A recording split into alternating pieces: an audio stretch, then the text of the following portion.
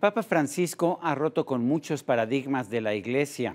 Ha dejado atrás el oro y el oropel de la Iglesia Católica para acercarse a los pobres, lo cual ha sido muy bien visto. Por otra parte, también ha sido un papa muy abierto. Él dijo, por ejemplo, que quién es él para condenar a los gays por lo que hagan.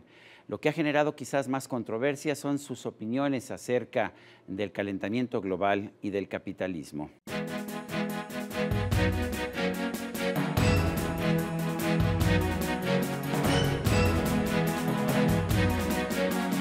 El profesor Javier Riojas es coordinador académico del Diplomado Universitario en Medio Ambiente y Sustentabilidad de la Universidad Iberoamericana.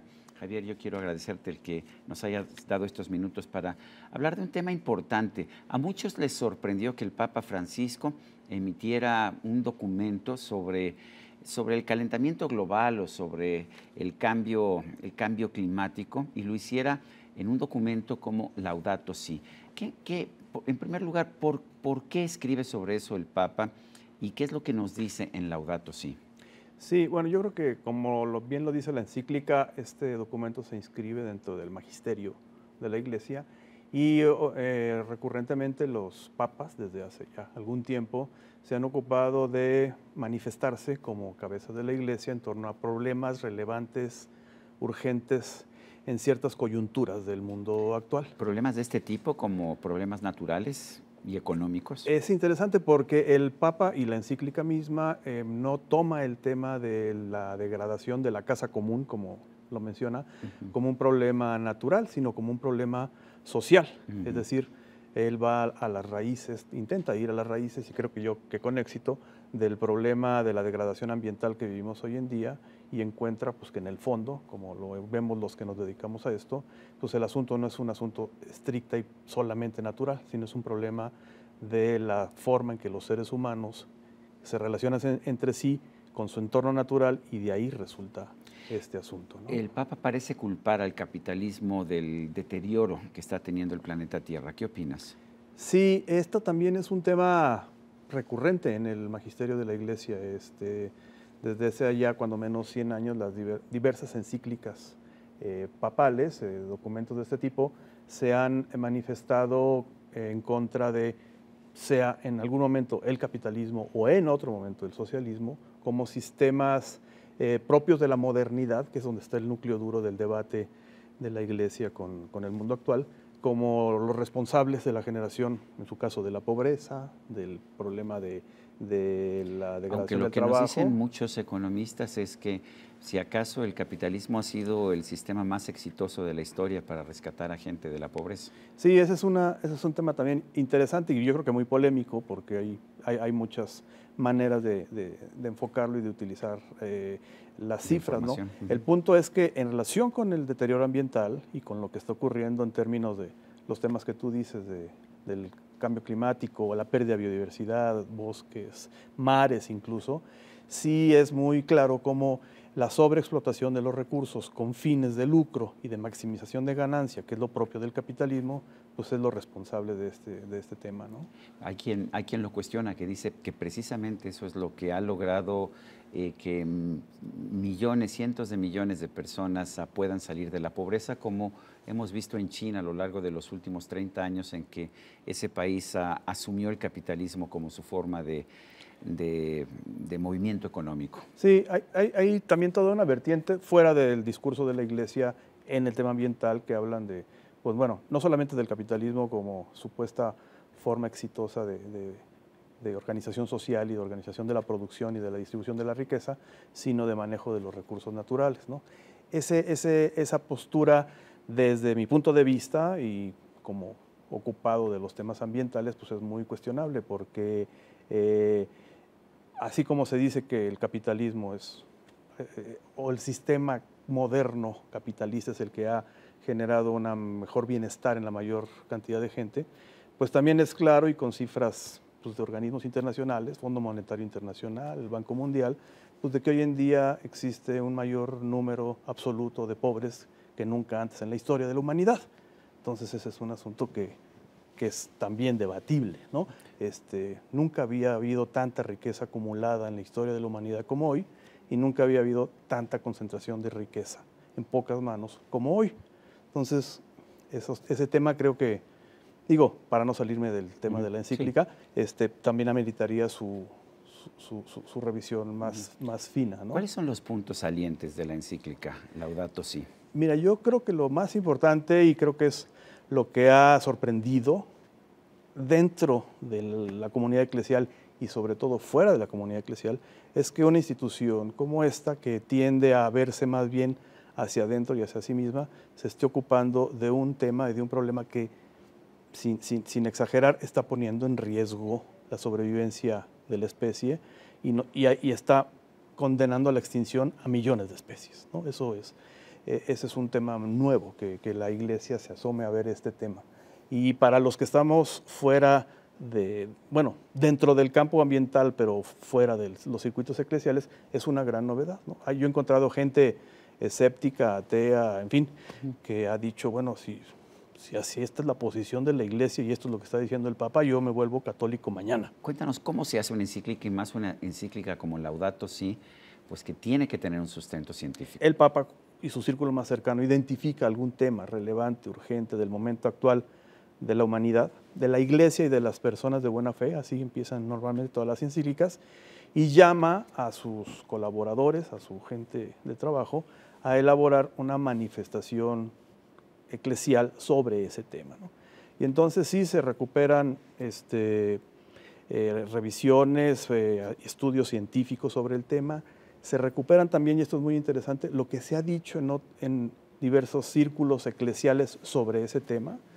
Esta encíclica recupera más o menos 10 manifestaciones de obispos de distintas partes del mundo. O sea, que hay una especie de jurisprudencia también en esto que se incorpora. ¿No? Sí, que han dicho sobre el tema. Habla de los obispos de Sudáfrica, de Canadá, de Brasil, de Japón. Retoma lo que la Iglesia ha dicho sobre el tema. Retoma lo que la ciencia o los estudiosos especializados en el tema están diciendo sobre eso.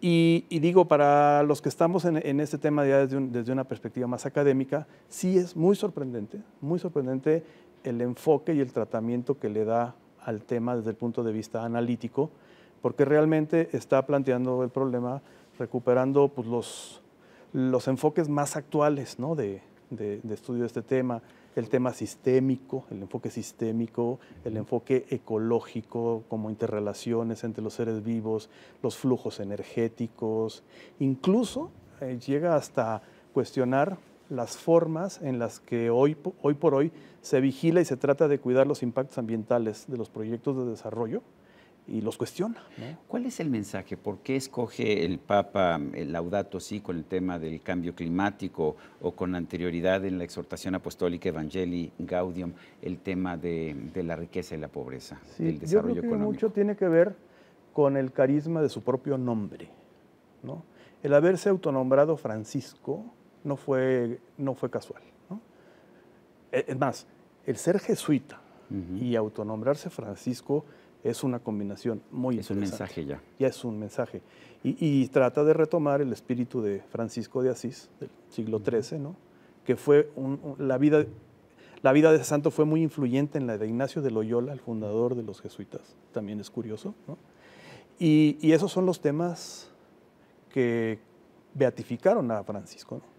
Su amor, su conexión, su vinculación con el mundo natural y la alabanza a Dios a partir de ese mundo, y su vida de pobreza y su vinculación con los pobres como forma de vivir el carisma cristiano desde su muy particular punto de vista, ¿no? Entonces yo creo que la encíclica, el tema combina ambas cosas, combina el tema de la naturaleza, combina el tema de la pobreza, combina el tema de la justicia social, y el tema ambiental pues viene a ser como un paraguas que recoge esto que hoy en día estamos viviendo como uno de los grandes desafíos de la humanidad, que hasta nuestro compañero presidente Obama el día de antier lo pone sobre la mesa, ¿no?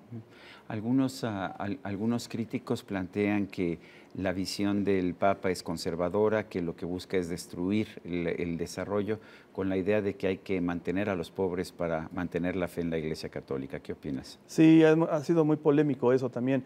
Si es una encíclica conservadora o es una encíclica revolucionaria, ¿no? Y pasa, yo creo que lo que pasa con muchos de estos documentos, depende desde el punto, desde donde se lea, puede resultar una u otra cosa, ¿no? Yo creo que si se le preguntara al Papa, él diría, pues esta es una postura desde una convicción cristiana de la tradición de la Iglesia. Es una convicción personal, me imagino, de un equipo de trabajo, no es un dogma de fe de la Iglesia Católica. Pues no, normalmente las encíclicas no se transforman en dogmas de fe, los dogmas de fe van por otra ruta, ¿no? Y tienen que llegar incluso a establecerse en concilios muchos más amplios, ¿no? Esta es una exhortación. Una posición política del Papa, ¿no? Sí. Una identificación de un tema urgente de su pontificado, de su tiempo, en el cual se manifiesta y dice su palabra, ¿no? Y esa palabra, pues, ha venido yo creo, a refrescar mucho, a lavarle la cara a la Iglesia después de los tiempos aciagos que ha vivido y los conflictos internos que mancharon mucho la cara de la Iglesia. Y esto viene como a poner un rostro nuevo, ¿no? O sea, dejar atrás todos los conflictos de pederastia, todos los escándalos de pederastia, pederastia. la corrupción interna, las mafias vaticanas, que además no les gustó nada esto. Para terminar, no sé cómo andemos de tiempo, pero fue muy interesante cómo esta encíclica fue casi boicoteada antes de que saliera al interior del Vaticano. No, eso no lo sabía yo. Sí, se conoció, se filtró antes de que saliera, fue conocida por círculos más conservadores de la Iglesia católica romana y se trató de evitar y de impedir su publicación por lo que estamos hablando. ¿Cómo se puede tratar de impedir la publicación de una encíclica que el propio Papa pues tiene la facultad y la potestad de publicar? Modificándola, ¿no? Y metiéndole mano al contenido y eventualmente, pues, saboteándola. Tú y yo no sabemos si ha habido encíclicas que estuvieron hechas y no salieron, ¿no? Es como muy críptico lo que sucede ahí. Pero acá sí se filtró la información de que fue una encíclica que se intentó boicotear, se intentó sabotear y que no, dentro del Vaticano, no fuera del Vaticano. Javier, ¿qué pensaste cuando leíste por primera vez Laudato Si? ¿Qué fue lo que tú pensaste? Tengo la impresión, por lo que me dices, que eres católico. Sí. ¿Qué pensaste cuando la leíste? Yo pensé que me iba a morir sin leer una cosa así. ¿Te gustó? Pensé mucho. Me pareció una manifestación fresca, ¿no? De un tema relevante para el mundo actual, que en otros circuitos lo habíamos venido trabajando y manejando y haciendo crecer y pues no salía de nuestras pequeñas capillas, digámoslo así. Y me dio mucho gusto que la voz más autorizada de la Iglesia Católica dijera su palabra sobre este tema que a todos nos parece como muy obvio que es muy urgente, que es un asunto de prioridad de especie, ¿no? Y la Iglesia no había dicho nada así, cuando se supone que la Iglesia, una de las cosas que debe de cuidar es manifestar la voz del Dios de la vida, y lo que está hoy en día en riesgo pues es la vida, ¿no? Javier Riojas, coordinador académico del Diplomado Universitario en Medio Ambiente y Sustentabilidad de la Universidad Iberoamericana, una universidad jesuita, vale la pena señalar. Gracias por esta conversación. También, gracias a ti, muchas gracias. Y a usted, amigo televidente, que hace posible este programa, se lo agradezco también. Esto es todo por hoy, pero no se le olvide. Nos vemos la próxima.